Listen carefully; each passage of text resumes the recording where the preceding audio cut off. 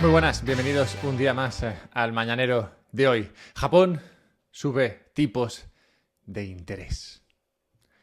Pausa dramática. Ha sido el último de los países grandes en abandonar la política de tipos de interés negativos al decidir pasar de un tipo de interés del menos 0,1% a uno del 0,1%. Ya sabéis, la manía japonesa de hacerlo todo muy pequeñito. ¿Por qué es importante esto y qué tiene que ver con el principal competidor de Bitcoin? ¿Es acaso el yen, la moneda japonesa, el competidor de Bitcoin? No, no lo es. Este, no obstante, será el tema del mañanero de hoy. Abróchate porque va a dar bastantes tumbos esto. Antes de entrar, recordaros que podéis suscribiros a la newsletter de un podcast sobre Bitcoin y así os mando un mail los sábados. ¿Por qué? Pues porque el sábado es un gran día. Así que nada, suscribiros. Tether es la moneda estable de referencia. Como sabéis, Tether, ese USDT, tiene ya más de 100.000 millones de dólares bajo gestión y se usa esa moneda digital, ese USDT, para comprar activos digitales. Puede ser Bitcoin, puede ser Ethereum, puede ser otro tipo de cosas dentro del ecosistema criptomonedístico. Hay algunas personas a día de hoy, incluso diría a día de hoy, que todavía creen que USDT o Tether es un timo, que de alguna manera imprimen dólares digitales de la nada, sin respaldo alguno, y los usan para comprar activos como Bitcoin, haciendo que todo suba injustificadamente. Si algo como esto fuera cierto, sería muy grave. Imagínate qué pasaría si Tether dejase de funcionar. ¿Cómo se sostendría entonces el Ponzi de las criptomonedas? Bueno, Japón es como Tether si Tether fuera un fraude. Con su política de dinero gratis, esos tipos negativos que ha vivido durante años, ha permitido crear miles de millones de yenes que luego han salido de Japón en busca de mejores rendimientos. Está bien eso de que el dinero te cueste un 0% o incluso menos, pero claro, luego tienes que invertirlo en algo, en otro activo que te dé más del 0% para que la cosa tenga sentido. De esta manera, se han hecho con trillones de bonos americanos, comprados inicialmente con esos yenes gratis, y activos de otros países que, de no haber sido por ese dinero gratis japonés, no existirían o valdrían menos. Al final, toda esa demanda lo que hace es subir el precio, ya sea de los bonos americanos o de los otros activos que los japoneses han ido comprando con todo ese dinero que, como digo, se ha mantenido gratis durante muchos años. El alza de tipo de interés que ha anunciado el Banco Central de Japón se empieza a ver como algo más preocupante si lo observamos dentro de este marco que acabo de crear. La deuda de Japón es de unos 60 trillones de dólares, bastante más que esos 100.000 millones de TEDs, dinero que se ha ido creando durante décadas para tratar de reactivar una economía que no crece ni a tiros y que ha llevado a la deuda sobre PIB japonesa a un nivel bastante preocupante del 264%. Todo bien, claro, si no tienes que pagar intereses sobre esa deuda, pero que se pone difícil si ahora tienes que empezar a pagar intereses sobre ese monstruo de deuda. ¿Por qué Japón se embarcaría en esta epopeya de tratar de servir esa deuda que se puede volver cara, además de ser enorme? ¿Por qué se obligaría a tener que pagar intereses, aunque sean ínfimos, sobre esa montaña de deuda más alta que el monte Fuji? Pues porque empiezan a entrever que hay algo de inflación y que esta podría quedarse dentro del país nipón. Japón ahora mismo tiene una inflación de algo más del 2%, lo que para ellos es un milagro después de, como digo, años tratando de conseguir dicha inflación. Y este hecho ha llevado a los sindicatos de este país a negociar los salarios de los millones de trabajadores que representan. Ya sabéis, Japón es un país en el que hay corporaciones muy grandes y los sindicatos tienen mucho poder, y esos sindicatos se sentaron recientemente a negociar las alzas en los salarios, teniendo en cuenta que la inflación estaba atacando a sus pobres empleados. Bueno, pues ayer salieron los números que han logrado alcanzar tras dichas negociaciones y las alzas salariales que se han acordado son épicas en algunos casos. En algunas de las empresas más grandes del país, estos aumentos de sueldo llegarán al 12% anual. Viendo esto, claro, el Banco Central japonés ha decidido que la inflación muy probablemente se va a mantener ahí, ya que tanto japonés cobrando más dinero apunta a que el calor de la inflación seguirá con ellos durante más tiempo. Y esto es bueno, como digo, es algo que estaba buscando el Banco Central, pues para reducir tu deuda en términos reales, la inflación siempre te viene bien.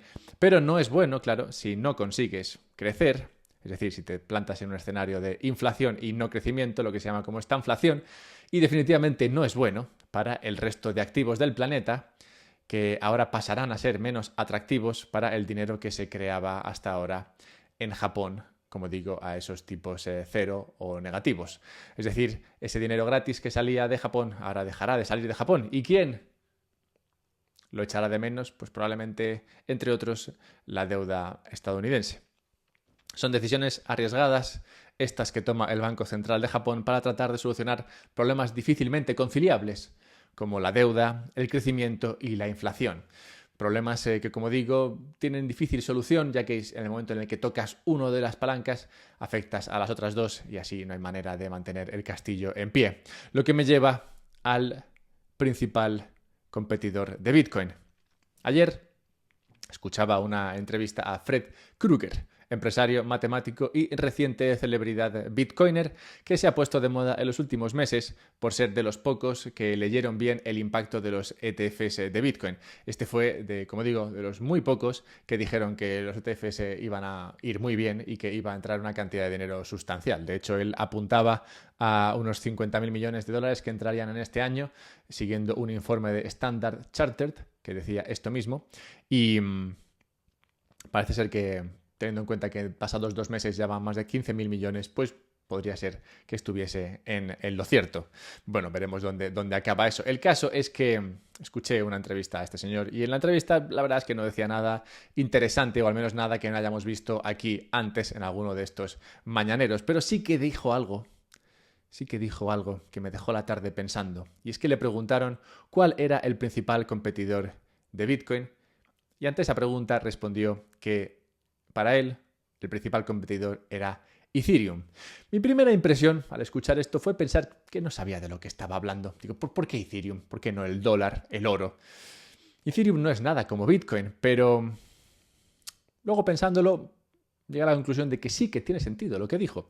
Al final, Ethereum es el principal competidor de Bitcoin en el sentido de que es de los pocos que puede y que hasta ahora le ha robado protagonismo. Ethereum se presentó como una especie de Bitcoin programable y desde entonces básicamente vive de esa fama. Permite, en su capa base, en su protocolo, hacer más cosas de las que permite hacer Bitcoin, que no ofrece un protocolo Turing completo, que se dice. Esto ha llevado en los últimos años a muchas personas a ver en Ethereum una especie de Bitcoin más flexible, más capaz de adaptarse a las circunstancias. Algo que ha demostrado muchas veces y últimamente, por ejemplo, cambiando a ser un sistema de creación de Ethereum deflacionario, cuando estimaron que esto sería buena idea, o cambiando también recientemente de un sistema Proof of Work a un sistema Proof of Stake, de nuevo pensando que esto sería una buena idea. Decisiones que tomaron aquellos que están al cargo de Ethereum, cambios que tomaron que hablan de una filosofía distinta a la de Bitcoin. La de Bitcoin siendo una mucho más inmovilista. Y una filosofía esta de Ethereum que puede resultar atractiva para muchos, de ahí que sea el segundo activo digital más grande. Es precisamente esa flexibilidad una a la que las personas están mucho más acostumbradas.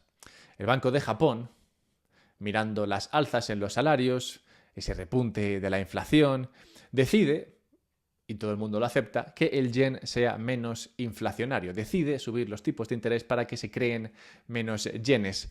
Y ese cambio, claro, tiene su impacto en el yen, pero también impactará en todo aquello que hasta ahora se venía comprando con yenes. Ethereum permite esto mismo, y por esto Krueger piensa que es el principal competidor de Bitcoin. Competidor, que no vencedor, pues esa misma flexibilidad que ofrece Ethereum impide a Ethereum o al yen o a cualquier otra divisa fiat controlada convertirse en el depósito de valor por excelencia. La posibilidad misma de introducir cambios al diseño que lo ayuden a subir de precio o a hacerlo más útil, reduce su atractivo, pues aumenta entre los tenedores la incertidumbre. ¿Qué provocará este movimiento que ha llevado a cabo el Banco Central de Japón? Dentro de 5 años, por ejemplo, será el yen más o menos atractivo que el dólar. Para ver cuál es el mejor activo en reserva, solo hay que mirar la evolución de su precio contra Bitcoin.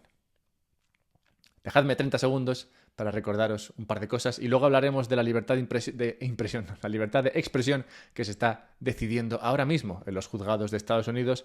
Hablaremos de una cuestión muy interesante con los archivos y nos despediremos de Hal Finney como Dios manda.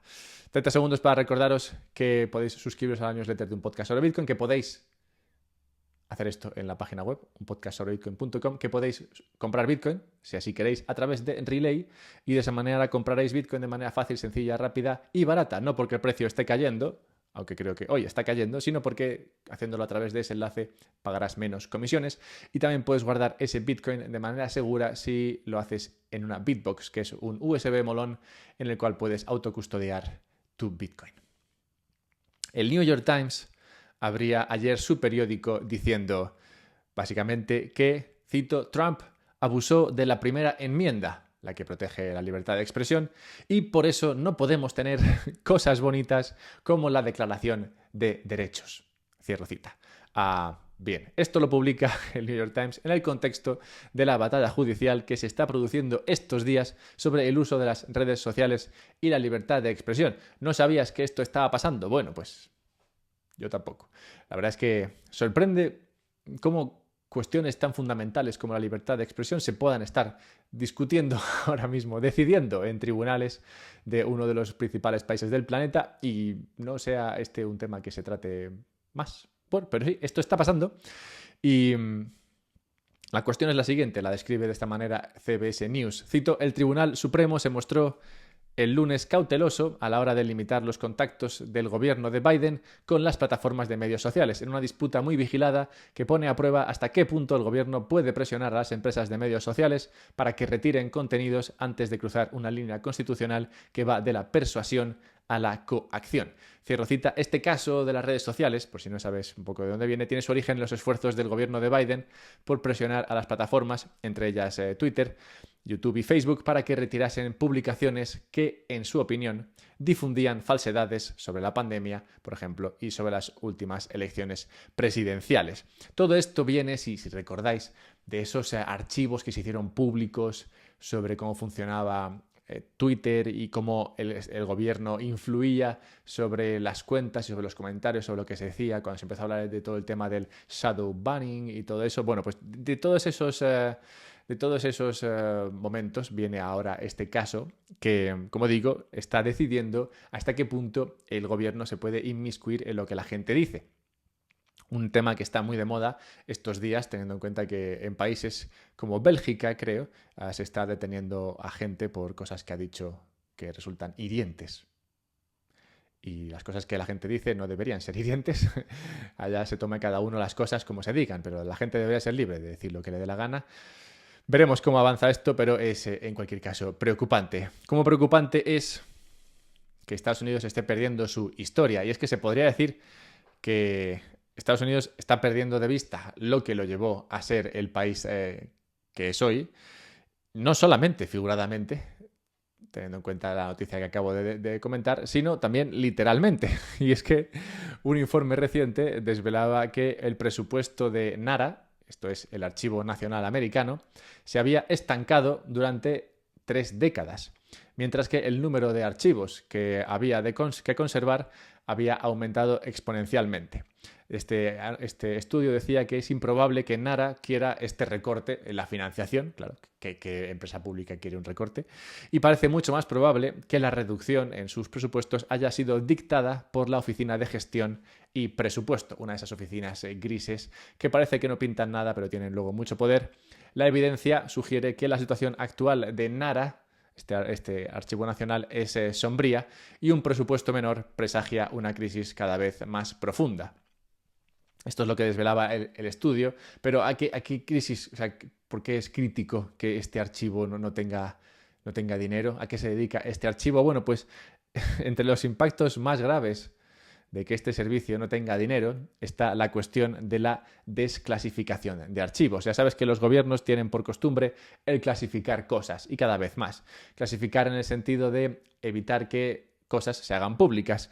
Ya sabes, enlazando con la noticia que acabo de comentar sobre la libertad de expresión, bueno, pues el gobierno tiene la libertad de evitar que se traten según qué temas y por tanto clasifica documentos constantemente. Tantos que estos documentos pueden llegar a pesar millones de páginas. Y claro, esos millones de páginas, en algún momento, dicta la ley, se deben desclasificar, se debe permitir que esos documentos con información secreta se haga público y que la gente tenga la posibilidad de acceder a ellos y así entender exactamente a qué se estaba dedicando su gobierno hace 20 años. Que bueno, idealmente sería mejor si te pudieses enterar de lo que hacen hoy, pero bueno, vale, al menos este sistema de desclasificación te permite que eso salga a la luz en algún momento.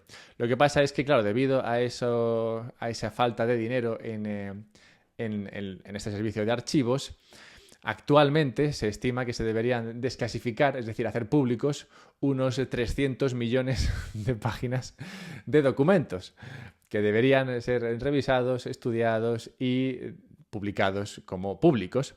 Pero claro, con los recursos de los que ahora mismo cuenta el Archivo Nacional, solamente pueden sacar o desclasificar documentos a un ritmo más o menos de unas 500.000 páginas al año.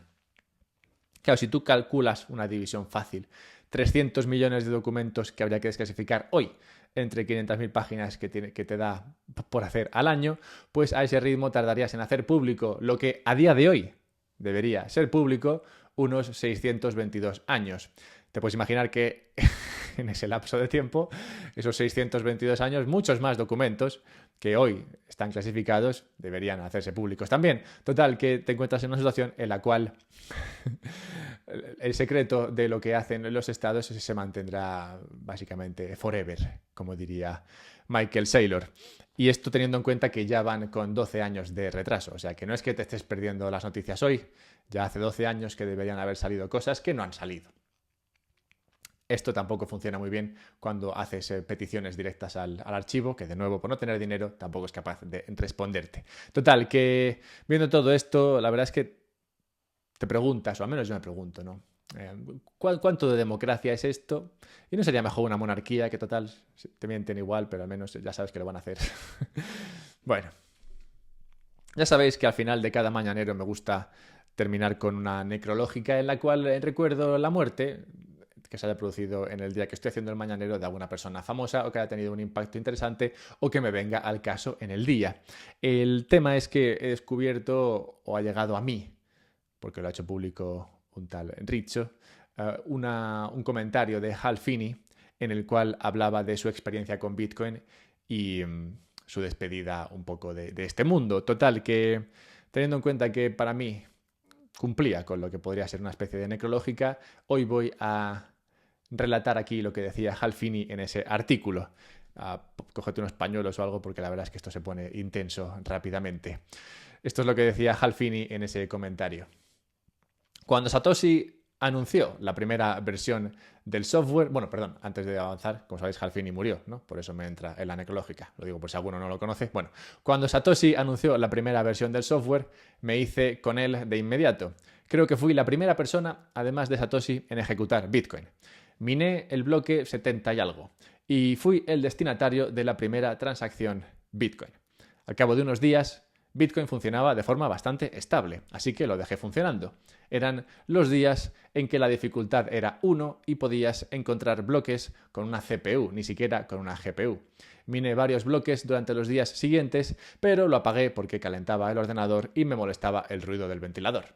En retrospectiva, ojalá lo hubiera mantenido más tiempo, pero por otro lado, tuve la extraordinaria suerte de estar allí al principio. Es una de esas cosas de vaso medio lleno o vaso medio vacío, según como quieras verlo. La siguiente vez que oí hablar de Bitcoin fue a finales de 2010. Me sorprendió descubrir que no solo seguía en marcha, sino que los Bitcoins realmente tenían valor monetario. Desempolvé mi vieja cartera y me sentí aliviado al descubrir que mis Bitcoin estaban todavía allí. Cuando el precio subió a dinero real, transferí las monedas a un monedero offline, a un monedero frío, donde espero que valgan algo para mis herederos. Y hablando de herederos, me llevé una sorpresa en 2009, cuando de repente me diagnosticaron una enfermedad mortal. Había corrido varias medias maratones antes de esa noticia y empezaba a entrenarme para una maratón completa. Llegué a correr más de 30 kilómetros y pensé que estaba listo, me encontraba en uno de los mejores momentos de mi vida y fue entonces cuando todo se torció. Mi cuerpo empezó a fallar, arrastraba las piernas, perdía fuerza en las manos y mis piernas tardaban en recuperarse. En agosto de 2009, como digo, con ese diagnóstico de ELA, me di cuenta de que realmente no podía vivir como lo había hecho hasta ahora. El ELA es una enfermedad que mata las neuronas motrices que llevan las señales del cerebro a los músculos. Primero causa debilidad y luego una parálisis que aumenta gradualmente.